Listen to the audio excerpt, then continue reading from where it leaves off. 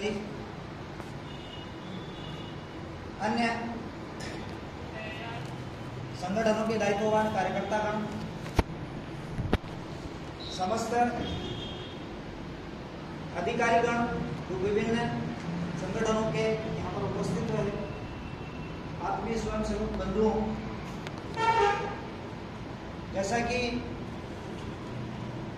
आज हिंदू साम्राज्य दिनोत्सव है, उस संघ के 6 उत्सव में इसको मनाते हैं। समाज का उत्सव है, समाज के लोगों को सूचना देते हैं, समाज आता है, समाज को स्मरण कराया जाता है कि आज का दिन तो हमारे लिए महत्वपूर्ण है।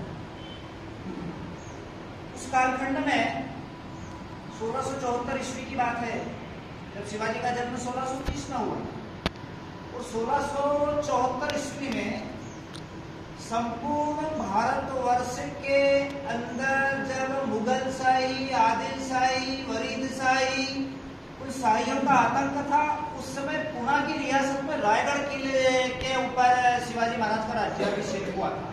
यह अपने आप में एक बहुत बड़ा विषय है। तो हम देखते हैं कि शिवाजी महाराज का वंशज क्या है, तो थोड़ा सा उसके इतिहास के ऊपर चिंतन करते हैं। कहाँ से इनका वंश है, कौन सा वंश है, कहाँ का इनका उत्पत्ति है। तो सज्जन सिंह के लक्ष्मण सिंह के छैम सिंह के दिलीप सिंह राणा के सीधो जी के भैरव जी के मालो जी और बिट्ठो जी, 2 भाई मालो जी के शाहजी और शरीफ जी, और शाहजी के जो थे शिवाजी महाराज। ऐसे शिवाजी महाराज के 2 पुत्र हुए। एक का नाम संभाजी राजे, और द्वितीय पत्नी जो थी उनके थे टेको जी। इस प्रकार से ये पीढ़ी है। तो छैम सिंह की एक शाखा जो थी वह चित्तौड़ महाराणा प्रताप, जिनका वंशज उदय सिंह, राणा सांगा, राणा कुंभा, ऐसा एक वंशज उस समय 1302 ईस्वी के बाद में एक शाखा दक्षिण बैंगलोर के प्रांत में आ गई थी। तभी से यह शाखा शिवाजी महाराज की सिसोदिया वंश के नाम से जानी जाती है। ये उनका इतिहास है। तो वो कालखंड बड़ा वैसा था। वो उस कालखंड में दिल्ली स्वरूप, जगदीश स्वरूप ऐसे भाव समाज के अंदर थे। भयंकर देववाद था। उस देववाद को प्रयत्नवाद में बदला। वो देववाद कैसा? विभ्रतिवाद जिसको कहते हैं, जैसा भगवान रखेगा वैसा रहेंगे, भगवान देगा तो छप्पर फाड़ के देगा। कोई राम होई का राखा, कोई भी राम हो जाए, राजा हो जाए, हमको उससे कोई लेना देना है। हम मुक्तिवाद चाहते हैं, मोक्ष चाहते हैं। शिवाजी महाराज ने सबका अर्थ समाज के बीच में समझाया और इस समाज का भला हो। तो एक बार आत्मी संघर्ष हुआ खंडागले में। एक स्थान है सामंती संघर्ष जिसको कह सकते हैं। उस समय जो कालखंड जो परिस्थितियां थी, वो सभी देशमुख राजा थे, आपस में खूब लड़ते। हम ये कह सकते हैं कि पृथ्वीराज चौहान और मोहम्मद की गोरी की घटना एक बार नहीं हुई, अनेकों बार उस समय ये घटनाएं हुई। खूब लड़ना और मुगलों के चरण चाहना, गांव के गांव जला देना, आपस में उनकी तलवारें खनकती थी। इसी बीच जो राणा प्रताप का जो वंशज था, वह मेवाड़ के राजा उदय सिंह का एक घराना था जिसमें उनका जन्म हुआ था। वो स्वाभाविक राजा थे। और शाहजी महाराज जो थे मुगलों के सेनापति, कभी आदिल शाही के सेनापति, कभी मुगल शाही के सेनापति, इस प्रकार से अपना जीवन चक्र को चलाते। तो वो यात्री संघर्ष में खंडागले का एक हाथी पागल हो गया। सावंती दरबार लगा आदिल शाही का, निजाम शाही दिल्ली के अंदर शासन करती थी। तो खंडागले का हाथी जैसे ही पागल हुआ तो उसको कंट्रोल करने के लिए महावत को कहा गया। महावत कंट्रोल कर रहा था, लेकिन जो लखूजी जाधव राव का जो पुत्र था उसको गुस्सा आ गया। उसने अपनी एक तलवार से उस हाथी की सूंड काटी। उस बीच भयंकर संघर्ष हुई। वो यात्री संघर्ष के नाम से जाना गया। वो जैसी हाथी की सूंड कटी तो शाहजी महाराज के एक भाई थे और लखूजी जाधव राव का पुत्र उस युद्ध में मारा गया। खूब यात्री संघर्ष हुआ। उसके बाद से जीजा माता कभी भी अपने मायके नहीं गई। ये उस समय का कालखंड था। उनको बहुत दुख हुआ जीजा माता। शाहजी महाराज के साथ में जीजा माता का विवाह हुआ था। शाहजी महाराज की 2 पत्नियां थी, टूको बाई और जीजाबाई। तो जीजाबाई श्रेष्ठ थी, तुकोबाई उसके बाद के नंबर। जीजा माता के 2 पुत्र थे, संभाजी और शिवाजी, और तुकोबाई का 1 पुत्र था, एकोजी। ऐसा यह एक उनकी जो पीढ़ी है इस प्रकार की है। 1302 में बेंगलुरु प्रांत में एलोरा के पास में इनकी पीढ़ी आई थी, और 1630 में शिवाजी महाराज का जन्म हुआ। वह शिवाजी महाराज का जन्म शिवदेवी दुर्ग में हुआ था, क्योंकि वो भगवान की शिवा की कृपा से, शिवाई देवी की कृपा से उस दुर्ग के अंदर शिवाजी महाराज का जन्म हुआ। 1630 19 फरवरी का उनका जन्म था, और मात्र 51 वर्ष की आयु उन्होंने मात्र ली थी। उसमें उन्होंने हिंदू समाज का भला किया। 1674 में उनका राज्याभिषेक हुआ था, और 1680 में उनका प्राणांत हुआ। इस प्रकार से यह इतिहास की घटना हुआ। अब चूंकि आज का दिवस हिंदू समाज साम्राज्य दिवस के रूप में हम मनाते हैं, उस विषय पर मैं कुछ आपके सामने कुछ अपनी बातें करना चाहूँगा। यह इनका इतिहास होगा उस पीढ़ी का। भगवान राम के बाद में लव कुश, आपको सभी को मालूम है, लव ने लाहौर और कुश ने कराची, ऐसे 2 जन्म स्थान पर है। तो भगवान उसके 76वीं पीढ़ी का यह वंश है। राणा प्रताप मेवाड़ के और शिवाजी महाराज का वंशज यह महाराष्ट्र में जो आ गई थी एक शाखा, उस समय के कालखंड में उनका जन्म हुआ। बात पे झगड़ा, मराठे सैनिक, राजपूत सैनिक उस समय मुगल सेना के साथ में लड़ा करते थे। माता जीजाबाई को बड़ा तकलीफ होती थी, अपनी ससुर जी से वह इस प्रकार की वार्तालाप करती थी कि हमारा देश का भला कब होगा, कैसे होगा, और इस देश के अंदर क्या होगा। मराठे आपस में लड़ रहे हैं, राजपूत राजा आपस में लड़ रहे हैं, मुगलों के तलवे चल रहे हैं, भयंकर अकाल पड़ रहा है, चारों तरफ से हाहाकार मचा हुआ, बच्चों की हत्याएं हो रही है, निर्मम माताएं बहनों की हत्याएं हो रही है, गायों को काटा जा रहा, मंदिरों को नष्ट भ्रष्ट किया जा रहा है। इन सब का उद्धार कैसे होगा। इस प्रकार जीजा माता के मन के अंदर एक प्रकार के विचार आते थे। तो उनके जो ससुर थे मालो जी, कौम को ढांढस बनाकर कहा करते थे कि बेटा एक दिन बहुत अच्छा समय आएगा, तुम चिंता मत करो, भगवान भोलेनाथ शिव शंकर हमारे ऊपर कृपा करेंगे।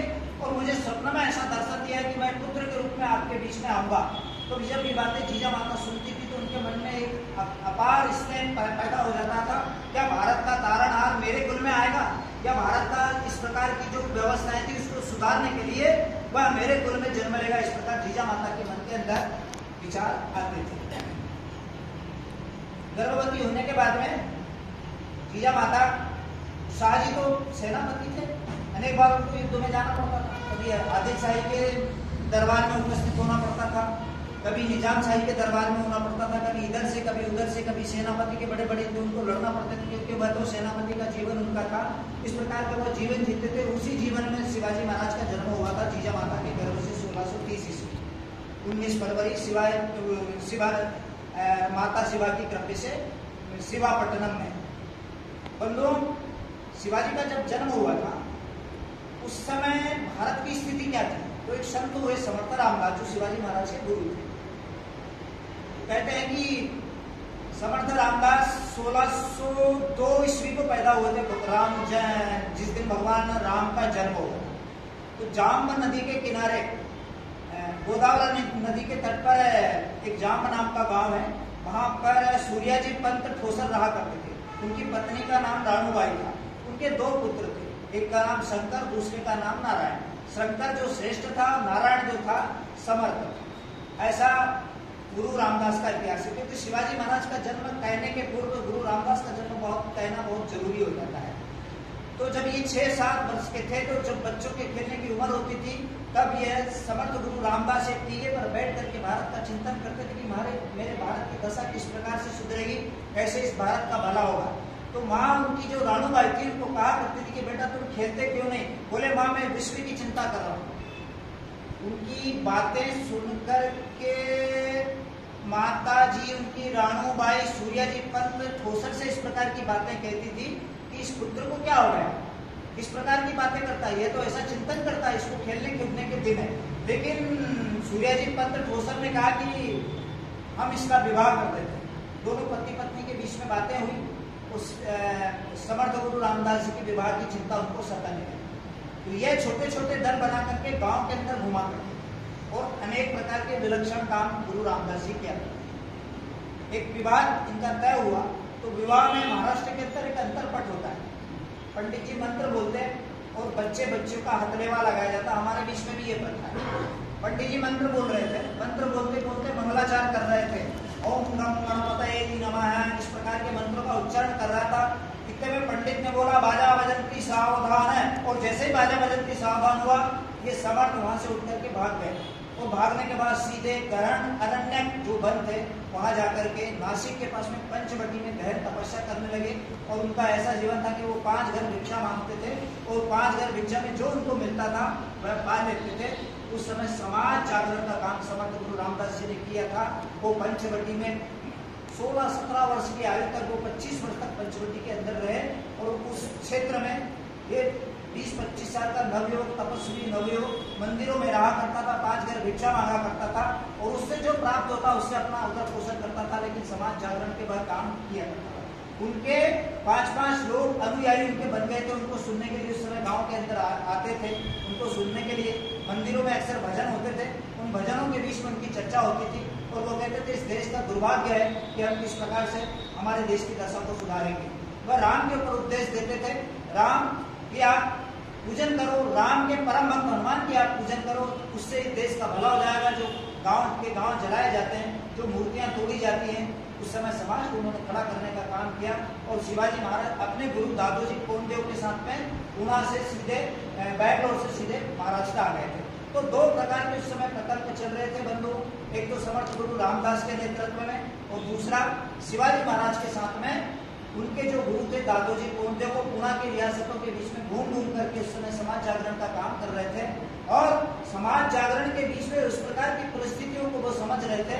उस समय अनेक राष्ट्रभक्त देशभक्त लोगों ने उस समय तैयार कर लिए थे। और जब समर्थ गुरु रामदास जी उस समय महाराष्ट्र के अंदर प्रचार प्रसार कर रहे थे, तब शिवाजी महाराज भी उसी समय अपने दल बल के साथ में गांव-गांव में जाते थे। तो गांव-गांव में नवयुवकों की जो टीम थी वो तैयार कर रहे थे। और अक्सर समर्थ गुरु रामदास जी का जो उपदेश हुआ करता था वो राम के ऊपर आधारित होता था। और अनेक प्रकार के प्रबंध उन्होंने लिखे, और उन्होंने अंत में अपने परम शिष्य शिवाजी महाराज को अपना शिष्य बना लिया था, जो उनसे इस राष्ट्र के अंदर होने वाले कार्यों के बारे में बताया। फिर बाद में शिवाजी महाराज जैसे जन्म हुआ, धीरे धीरे घुटने से पालने पे आए, पालने से वह घुटने पे आए। उसके बाद फिर वह छोटे छोटे दर बना करके मिट्टी के खिलौने के किले बनाया करते थे। और उसके बाद तीर कमान, धनुर्विद्या ऐसी आगे की शिक्षा लेते थे।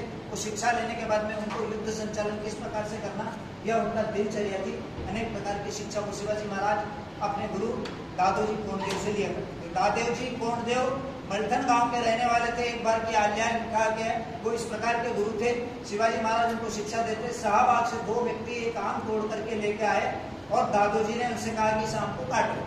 काटने के बाद वो दाएं हाथ से जैसे आम कटा, तो वो उनके नौकर से पूछा कि ये आम कहाँ से लाए आप? बोले हमने शाहबाग से लाए। तब तो मेरे हाथ बहुत बड़ी गलती हो गई, और उन्होंने अपने आप को उस हाथ को काटने की सोची।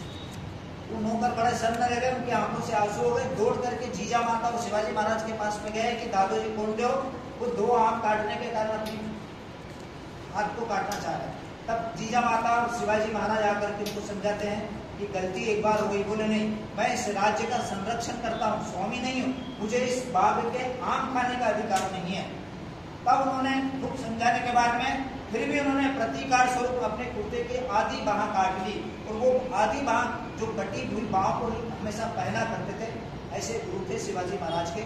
उसको देख करके वहाँ के दरबारी सामंत बहुत डरा करते थे कि अब तो भैया गुरुजी आ गए हैं, किसी प्रकार की कोई गड़बड़ नहीं चलेगी। और वह राजशाही का भी काम करते थे। उनके लिखे हुए पत्र, उनके लिखे हुए निर्णय को सुनाया करते थे। और जब भी उनके पत्रों को लिख करके देख करके जो निर्णय दिए जाते थे उससे बड़ा प्रसन्न होता था। ऐसे दादोजी कोंडदेव का जीवन और इतिहास था। और वह पुणे के अंदर शिवाजी महाराज अपने माता और 1940 में उनका जो प्रथम विवाह फलटन के नरेश सईबाई की पुत्री से हुआ था। दूसरा विवाह 1640 में सायरोबाई के साथ में हुआ था। सईबाई के विवाह से उनको संभाजी राजे प्राप्त हुए थे, जो उनके पुत्र थे। बाद में उन्होंने भी उनका बहुत सारा संघर्ष किया था। और द्वितीय पत्नी से उनको एकोजी, राजाराम ऐसे 2 पुत्र प्राप्त हुए थे। तो बंधु संभाजी जो थे शिवाजी के भाई भी थे। बाद में उनके पुत्र भी उनका भी नाम भी संभाजी द्वितीय था, ऐसा इतिहास के अंदर उनका वर्णन है। पूना की रियासत में बेंगलोर में जब शाहजी शासन करते थे तो आदिल शाही ने, जो बीजापुर के आदिल शाही थी, उन्होंने शाहजी महाराज को बेंगलोर के लिए कुछ समय के लिए रख दिया था। और केम्पेगौड़ा नाम का एक रमणीक नगर था, वहाँ पर शाहजी महाराज की अद्भुत एक प्रकार से उस समय हिंदू समाज की एक जो राजा का उनका जो प्रमुख काम था वह करते थे। अनेक प्रकार के उनके छत्र चवर थे, प्रतिदिन सुबह सुबह जाग जाया करते थे। राग भूपति से उनका जागरण होता था, 10 दिशाओं को प्रणाम करते थे, आदि ग्रंथ पढ़ा करते थे। फिर अनेक विद्वान आकर के उनकी बातों को सुना करते थे। तो राज दरबार लगता था वो केम्पेगौड़ा से जीता हुआ बेंगलोर रमणीक नगर में शाहजी महाराज का शासन था। उसके बाद 1940 में अपनी पत्नी सईबाई, माता जीजाबाई को लेकर के शिवाजी महाराज बेंगलोर चले। और बेंगलोर में जाने के बाद कुछ दिन बेंगलोर में रहे। वहां से शाहजी महाराज शिवाजी महाराज को लेकर के बीजापुर के दरबार में उपस्थित हुए। और बीजापुर के दरबार में उस समय उस तख्त सिंहासन पर अली आदिल शाह जी बैठे हुए थे। शाहजी महाराज ने कहा बोले इनको कुर्नी साथ करो। वो शाहजी महाराज उनको कुर्नी साथ करते हैं, परवरदिगार आलम की जय हो, इस प्रकार से कुर्नी साथ किया करते थे। जैसे शाहजी महाराज ने कुर्नी साथ किया, शिवाजी महाराज उस समय मात्र 10 वर्ष के आयु के थे। इनसे कहा बेटा आप भी कुर्नी साथ करो। तो ये अपनी तेज आंखें निकाल करके वहां पर देखने लगे, इनको मैं कुर्नी साथ करूंगा। तो शाहजी ने कहा ये हमारे संरक्षण करता है। उनके मन के विचार देखिए, एक कवि ने इतिहासकारों ने बहुत अच्छा लिखा, ये शिवाजी महाराज के अंदर क्या द्वंद्व चल रहा है। इनको संरक्षण करता को ये हमारे सर्वनाश करता है। हमारा हिंदू समाज जो है उसका ये मखमली चादर यहाँ पर बिछाते और हमारा समाज गांव के अंदर शहरों के अंदर भूखा मर रहा है, हमको खाने को नहीं मिलता। ये बड़ी बड़ी यहाँ पर बैठ करके दारू पीते हैं, शराब पीते हैं, भटकते हैं। ये हमारे संरक्षण करता कहाँ से, ये तो हमारे सर्वनाश करता है। मैं इनको कुर्नी साथ नहीं करूंगा, प्रकार के विचार। बाद में शाहजी ने फिर कहा कि इनको कुर्नी साथ करो। वहां के दरबार बैठे थे, वहां अफजल खान भी बैठा था। उसने कहा कि सांप का बच्चा सांप भी होगा, इस प्रकार का जो घोष उसने किया। शाहजी महाराज समझ गए कि अद्भुत काम करेगा। जब जन्म हुआ तो अनेक प्रकार के ज्योतिषियों ने उनकी कुंडली बताई थी कि ये दिल्ली के महाधिपति पर पदाघात करेगा, ये भारत का भविष्य होगा, ये भारत का तारणहार होगा। इस प्रकार की कुंडली की बातें सुनकर के जीजा माता को बहुत प्रसन्नता होती थी कि सचमुच में यह हमारे द्वारा अच्छे काम करेगा। अब वहां से शाहजी महाराज शिवाजी महाराज को लेकर के डेरे पे आए। बीच रास्ते में एक कसाई गाय काट रहा था, अपने तलवार निकाल करके उस कसाई के दोनों हाथ काट दिए और वहीं से उनका परिचय हो गया। बाद में फिर पुणे की रियासत के अंदर उनको शासन दिया गया। दादोजी कोंडदेव के सामने पुणे की रियासत में वो शासन करने लगे। वहां पर उस समय गधे को हल से जोता जाता, अकाल पड़ते थे, बार बार अकाल पड़ते थे, खाने पीने को कोई अन्न नहीं उत्पन्न होता था, पानी गिरता ही नहीं था। समाज जो भूखों मर रहा था, चारों तरफ से समाज में हाहाकार मचा था। वहां पर जीजा माता शिवाजी महाराज और उनके दादोजी कोंडदेव ने गणेश जी की मूर्ति स्थापित करी, वहां महल बनवाया। पुणे के अंदर उन्होंने सोने के हल से जमीन के अंदर खेती करी, अन्न उत्पन्न होने लगा। चारों तरफ जो था वह सुखद वातावरण पैदा हो गया।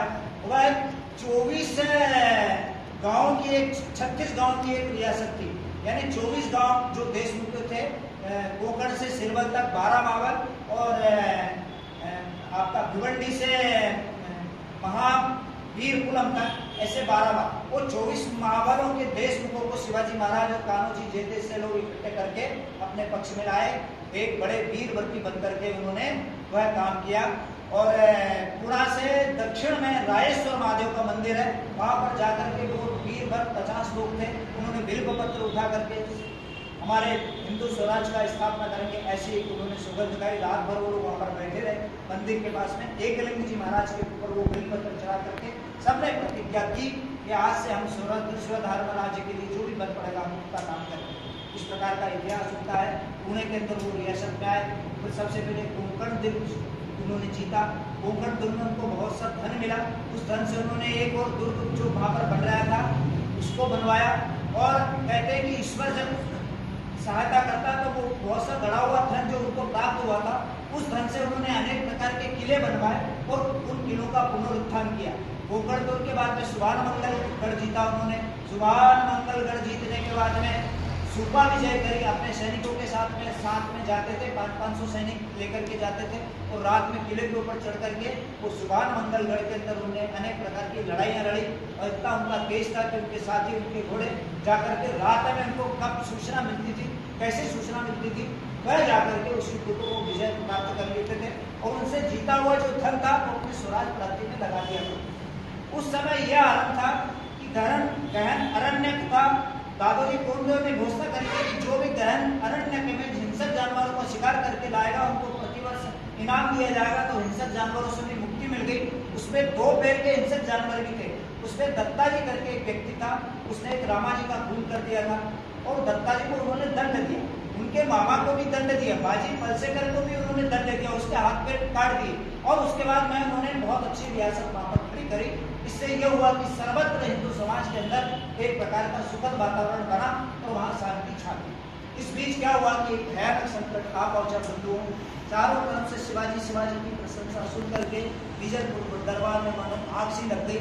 और वो आग क्या लगी, वहां पर दरबार बैठा अली आदिल शाह, तो उस समय 1656 में उसकी मृत्यु हो गई थी। उनकी जो पत्नी थी उलिया बेगम, उन्होंने एक अली नाम के व्यक्ति को वहां पर दरबारी मतलब वहां का आदिल शाह की जगह उनको नियुक्त कर दिया। वो दरबार में शाहजी महाराज को चिट्ठी लिखी गई। शाहजी महाराज को चिट्ठी लिखी कि आपका पुत्र बड़ा उद्दंड हो गया है, यह किले पर किले जीतता जा रहा है, या हमको भी नहीं मानता है, इसका कुछ उपाय कीजिए। शाहजी महाराज ने चिट्ठी का जो उत्तर दिया था वो इस प्रकार से था कि शिवाजी मेरा पुत्र जरूर है, लेकिन वह मेरा कहना नहीं मानता, आपको जो करना है वो करो। फिर दरबार के अंदर इस प्रकार का चिंतन हुआ, तब क्या करना चाहिए। तब दरबार बैठा, अनेक प्रकार के सावंत वहां पर बैठे, उन सावंतों के बीच में विचार विमर्श हुआ। एक बड़ी सेना लेकर के शिवाजी महाराज को खत्म कर देना चाहिए। चांदी के तस्करों में पान के बीड़े रखे हुए थे, उस समय की प्रथा थी।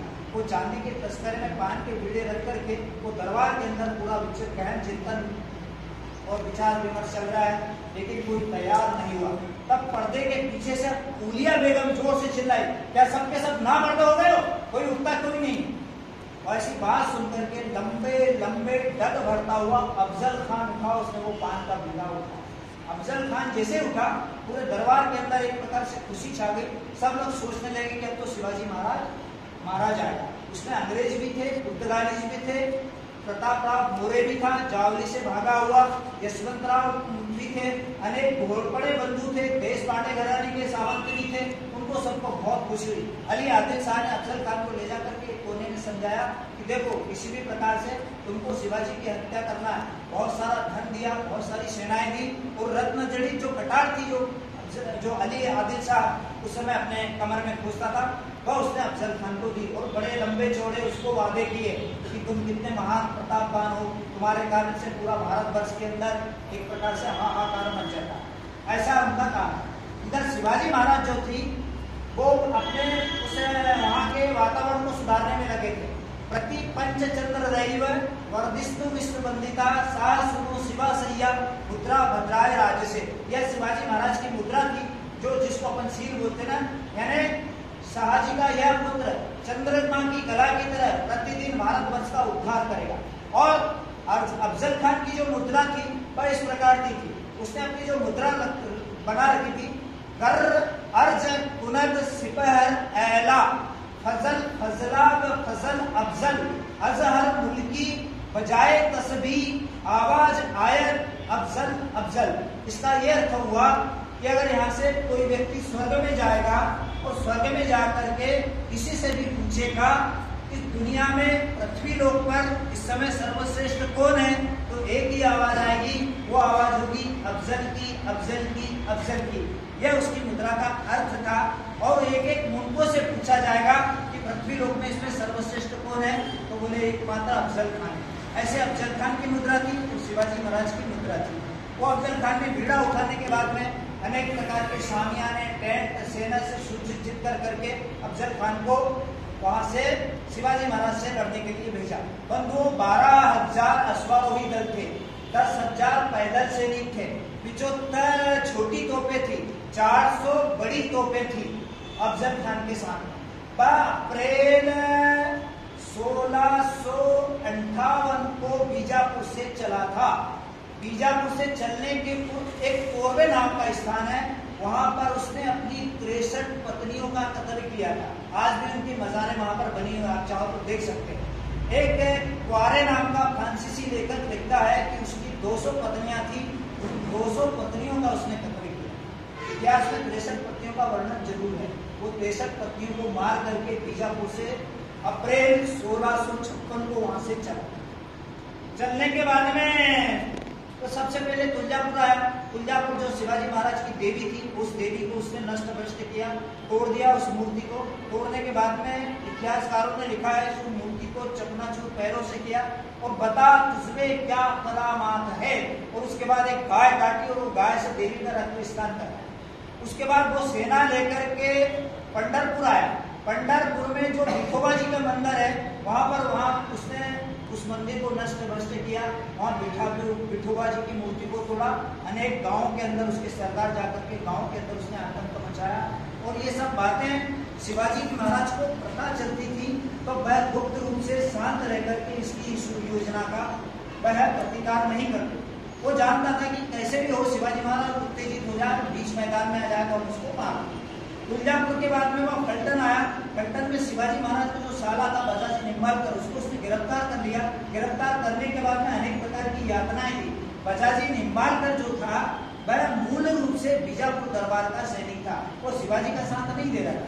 साथ किसका दे रहा था? अली आदिल शाह। लेकिन उसकी जो है जो उसका जो देशमुख का अधिकार वह भी छीन लिया और अंत में उसको 60,000 स्वर्ण मुद्राएं देना पड़ी थी। उसको मृत्यु दंड घोषित कर दिया। उसी समय अली आदिल शाह की सेना में एक बाजी पलसी करके थे। शिवाजी महाराज ने उनको सूचना भेजी कैसे भी हो इसका मृत्यु दंड घोषित जो है वह वहां से समाप्त करवाइए और इसकी जान बचना चाहिए। बाजी पलसीकर ने उनको समझाया कि ये है तो हमारा ही सैनिक, अगर आप इसको मृत्यु दंड दे दोगे तो अनेक राजपूत सैनिक और मराठा सैनिक आपकी सेना में है। वो अफजल खान ने उसको मृत्यु दंड वहां से वापस करवाया। 60,000 स्वर्ण मुद्राएं लेकर के साहूकार के पास में अपना देशमुख के अधिकार उसने गिरवी रखा और उसके बाद बजाजी निम्बालकर का मृत्यु दंड वहां से समाप्त हो। ये सब बातें जब बीजापुर दरबार की सब ये बातें शिवाजी महाराज के पास में पहुंची तो उनकी जो पत्नी सही बाई थी उनको बड़ा प्रसन्नता हुई कि आज मेरा भाई छूट के आ गया है और वह उस समय बहुत खुशी हुई। उसके बाद में फलटन से आने के बाद में 5 सितंबर 1658 को एक दुखद घटना उस समय घटी कि सई बाई का दुखद निधन हो गया। अब सोचो सई बाई के जाने के बाद में कितनी इनको तकलीफ हुई होगी। लेकिन शिवाजी महाराज ने अपनी जो थी आत्म चिंता जो उनका एकलिंग जी की तरफ लगाया था, उनका ध्यान कुछ और था। उन्होंने अपने मित्रों को उपदेश दिया कि मृत्यु तो निश्चित है, एक न दिन हमको जाना पड़ता है। अब जो चली गई है रोने से कुछ होगा नहीं, हमको आगे के बहुत सारे काम करना है। इस प्रकार से उस समय कितना दुख का वातावरण था और उन्होंने ऐसा उपदेश देकर के अपने साथी को ढांढस बनाया। उसके बाद अफजल खान आगे बढ़ते हुए एक उद्बैन नदी के पास में आ और वहां पर उसने अपना बढ़िया सा सामियाना और टेंट लगाया। और टेंट लगाने के बाद में उसने कृष्णाजी भास्कर जो उसके प्रमुख दौत्य कर्म करने वाले एक लेखक थे, उनका हिसाब लिखा करते थे, उसने एक बड़ी चिट्ठी लिखी। उस चिट्ठी में लिखी, या अली मुर्तजा अली शाह परवरदिगार के शहनशाह के कहने पर शिवाजी महाराज बहुत प्रकार के उद्दंड कर रहा है, अनेक प्रकार की मस्जिदों को तोड़ रहा है, अनेक प्रकार के मुसलमानों को मार रहा है। या परवरदिगार की कसम से शिवाजी महाराज को हम बंदी बना सकते हैं, हमारे पास में आ जाना चाहिए, नहीं तो हम उसके खिलाफ युद्ध करेंगे। इस प्रकार की चिट्ठी लेकर के कृष्णाजी भास्कर शिवाजी महाराज के खेमे में जाते हैं और शिवाजी महाराज उनका मतलब पूरा का पूरा मंत्रिमंडल उनका स्वागत करता है। वो दूत के माध्यम से वहां जाकर के जैसे ही कृष्णाजी भास्कर जाते हैं, सब अपनी बातें बताते। रात को 1:30 में शिवाजी महाराज उस कृष्णाजी दूत के भास्कर जो कृष्णाजी भास्कर उनके कमरे में आते हैं और उनसे बात करते हैं। बात ये करते हैं कि मैं अपने लिए कुछ नहीं कर रहा हूँ, ये जो कुछ हो रहा है मैं अपने स्वधर्म पालन के लिए कर रहा हूँ और इसमें मेरा कोई वो नहीं, तो मुझे क्या करना है, कैसे भी करके आप अफजल खान को वार्ता के लिए उद्बैन नदी के पास में जाओ ले आइए, बस इतना काम करना, ठीक है। बोले मुझे क्या करना है? बोले आप मुसलमानों का कितना भरोसा कर सकते हो, आपको सावधान रहना है। इन दोनों की वार्ता होती। बाद में शिवाजी ने अपने साथ में गोपीनाथ पंत जो शिवाजी महाराज के दूत थे वह ले जा करके उन्होंने कृष्णाजी भास्कर के साथ में अफजल खान की छावनी के अंदर भेजा। गोपीनाथ पंत से कहा कि पंत किसी भी प्रकार से कुछ भी करना पड़े, चाहे कसम खाना पड़े, कुछ भी करना पड़े, लेकिन अफजल खान को वार्ता के लिए आपने को जावली ही बुलाना है, उसके अलावा कोई वार्ता नहीं होगी। बंधुओं, गोपीनाथ पंत शिवाजी महाराज का पत्र लेकर के गए। वो पत्र में लिखा था शिवाजी महाराज ने कि आप तो राजाधिराज हैं, आप मेरे काका लगते हैं, मैं आपसे बहुत डरा हुआ हूँ, आप जावली आइए, बहुत रमणीक स्थान है, मैं आपका अनेक प्रकार से खिदमत करूंगा। मैंने इतनी गलतियां की हैं कि अब मैं आपके सामने आ नहीं सकता। वह पत्र पढ़ करके अफजल खान फूला नहीं समाया और अपने मंत्रियों के दरबार के बीच में उसने कहा कि हम तो जावली ही चलेंगे। तो उनके लोगों ने कहा कि तुम जावली जाओगे तो शिवाजी महाराज को तुम जानते नहीं, वो कब छड़ जाता है, कब आता है, कब जागता है, कब उसकी तलवार खनकने लगती है, अरे वो कम चालबाज नहीं है। तब अफजल खान ने कहा कि तुम इसकी प्रशंसा मत करो, वो चालबाज है तो हम कम चालबाज नहीं। जाओ गोपीनाथ पंत से कह दो कि हम जावली के अंदर इनसे भेंट करेंगे।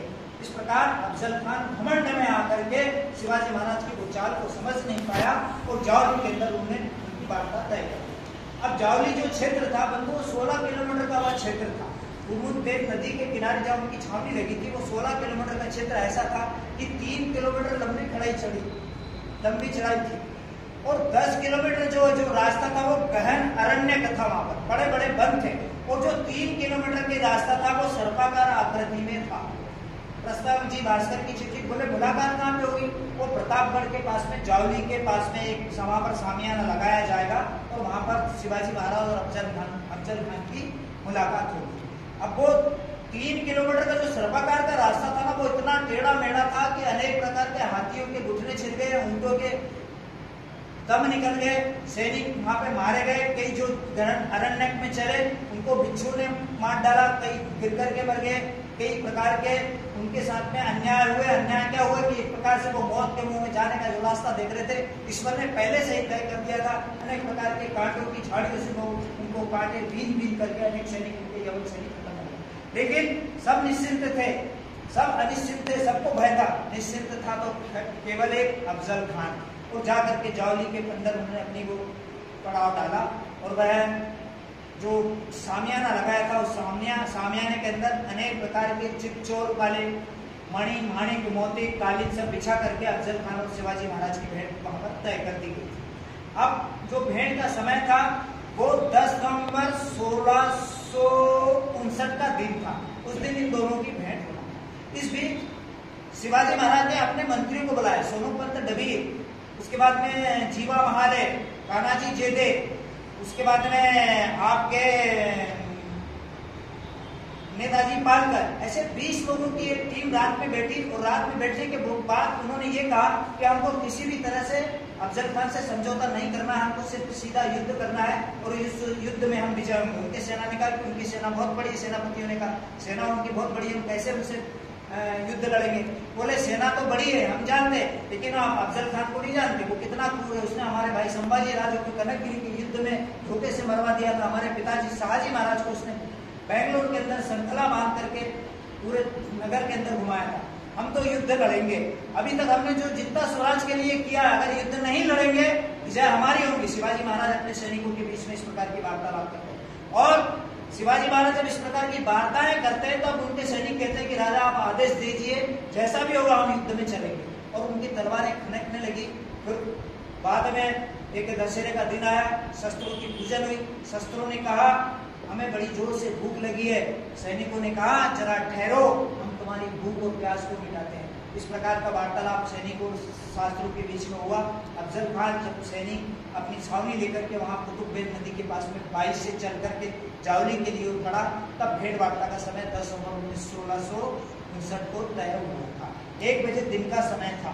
शिवाजी महाराज ने ये व्यवस्था कर रखी थी, राजगढ़ में अंदर अपनी पत्नी सईबाई और छोटा पुत्र संभाजी राजे रहेगा और मैं प्रतापगढ़ रहूंगा। प्रतापगढ़ से ही मैं युद्ध का संचालन करूंगा।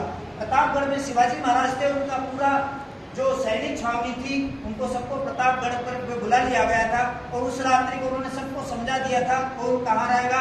बाजी बलसीकर उन दोनों के बीच में जो सेना लेकर के बैठेगा, कानाजी जेदे अपनी सेना लेकर के बैठेंगे, जीवा महाले और अन्य प्रकार के सैनिक अपनी सेना लेकर के बैठेंगे।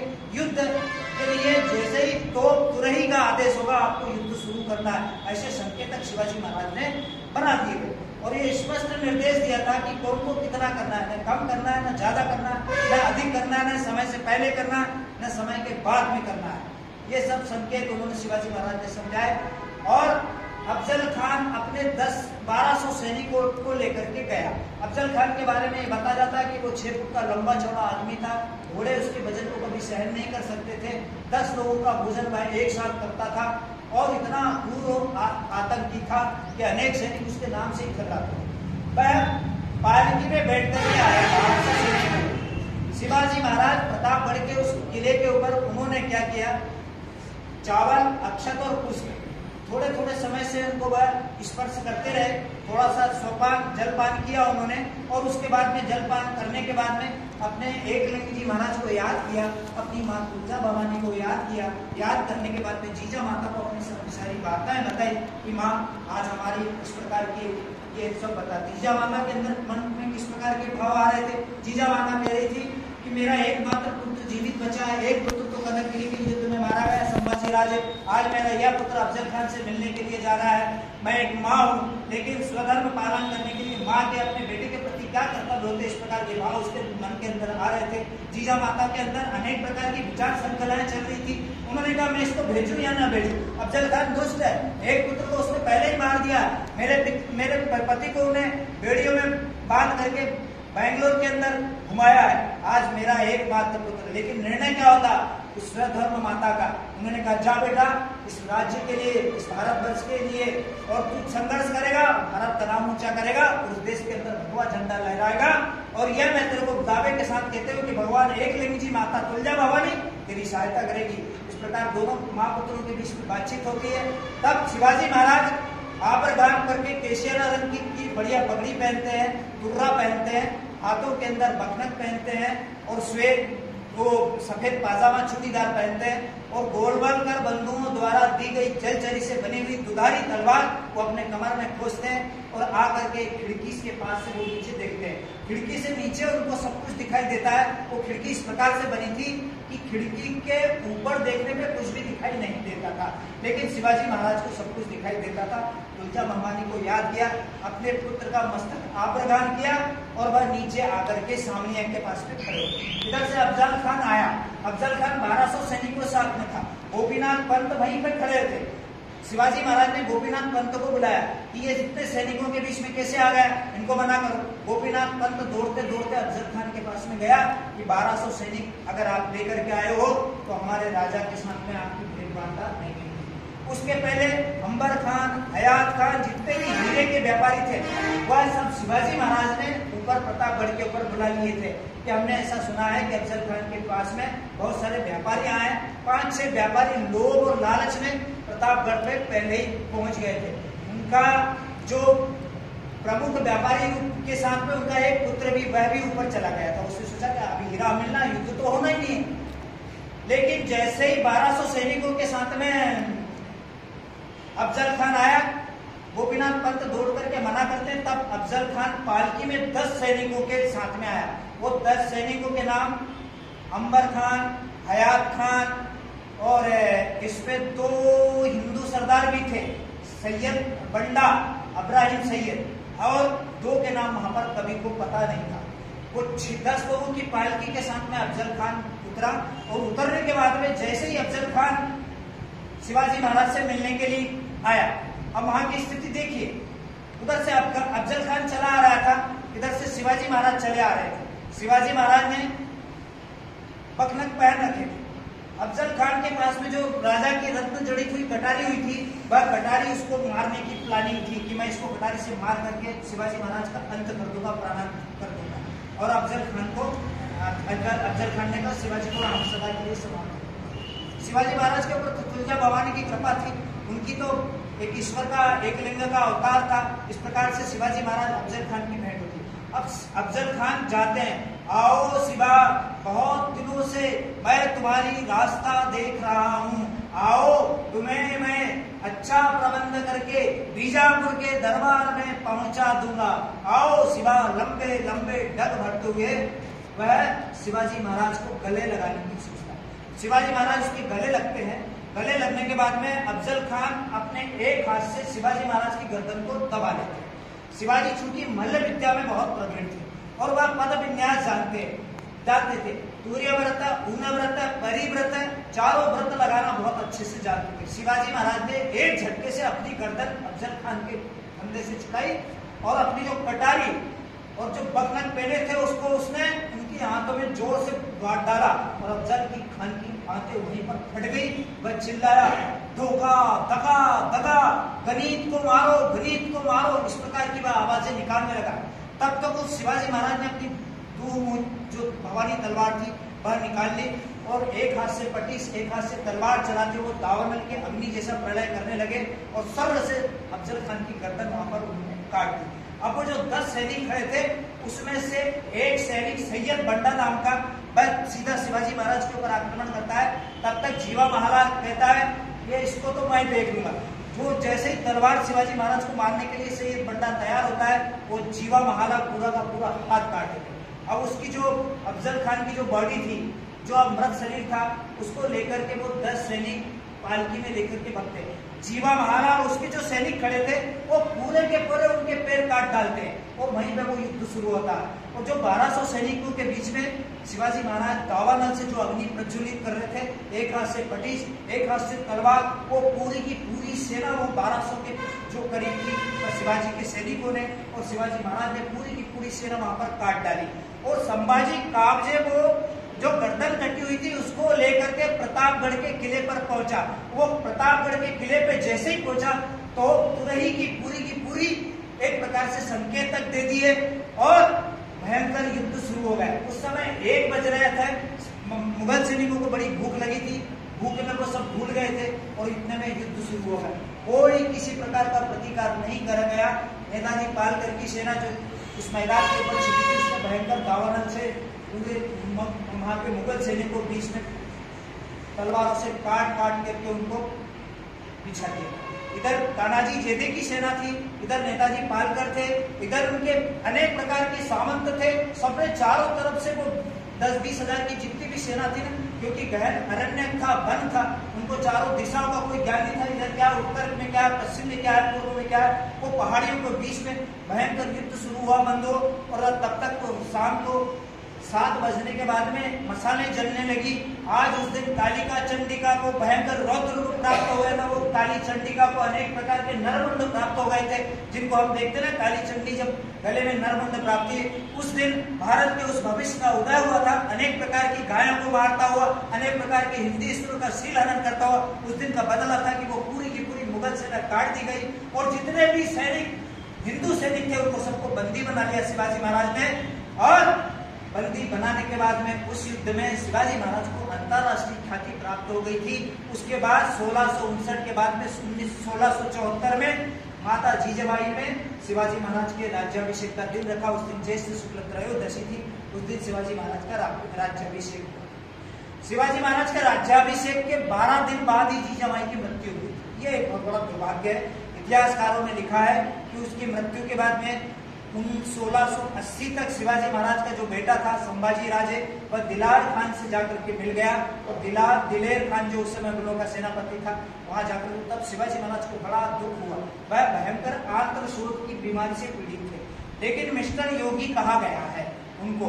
वह एक चित्त बैठ करके अपने कमरे में जब बैठ करके इसका प्रकार का चिंतन कर रहे थे। मार्च 1680 की घटना है।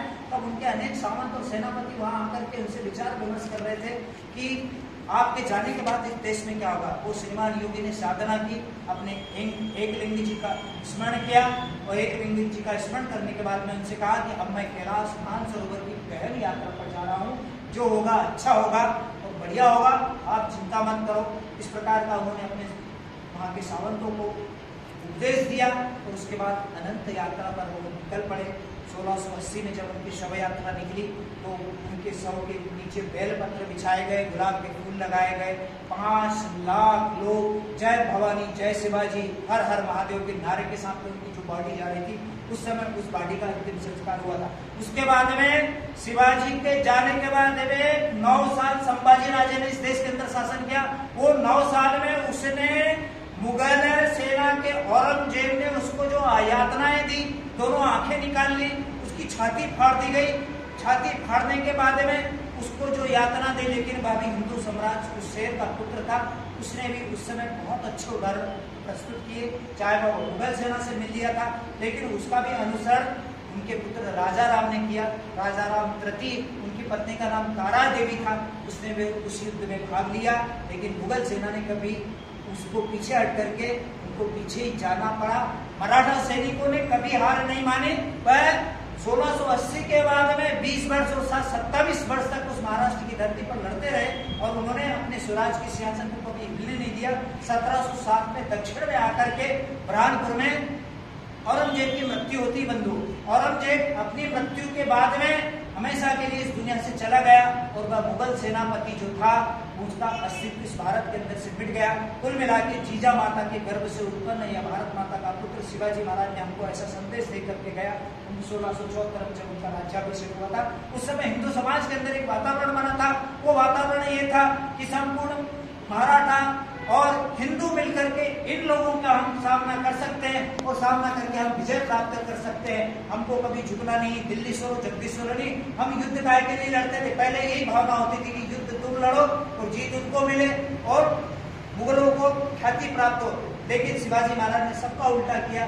धोखा देना भी शिवाजी महाराज ने सीखा, कैसे छापामार युद्ध लड़ना, अनेक प्रकार के युद्धों के वर्णन है। एक युद्ध का मैंने उनके आपके सामने वर्णन किया, ज्यादा युद्ध का वर्णन करने का समय नहीं है, आपके सुनने की क्षमता भी नहीं है, लेकिन यह युद्ध और शिवाजी महाराज के द्वारा किए गए कृत्यों का जब हम इतिहास के अंदर वर्णन करते हैं तो हमको लगता है कि हमारा हिंदू समाज कितना बलशाली था। बंधुओं, शिवाजी महाराज ने अफजल खान की जो बॉडी थी उसको बाकायदा संस्कार से उसको दफन किया, लेकिन विजयनगर के साम्राज्य में जब वहाँ का जो विजयनगर का राजा था उसकी गर्दन काट करके वहाँ के राजा ताहिर ने एक नाली के अंदर उसको पानी के अंदर रख दिया था। वो गंदी नाली का पानी उसके मुंह में जाता था। ये हमारी संस्कृति और उनकी संस्कृति में अंतर है। शिवाजी महाराज का चरित्र बहुत उज्जवल था।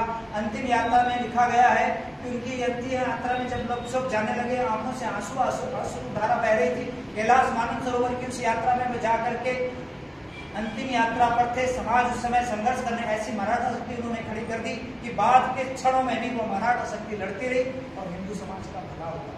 जब गए स पिता पुत्रस्ताम केवल जन्म हेतु है, वहां के मराठों ने कहा कि वास्तव में हमारे पिता जो है शिवाजी महाराज ही हैं और असली जन्मदाता तो हमारे पिता है ही हैं, लेकिन वास्तविक पिता हमारे शिवाजी।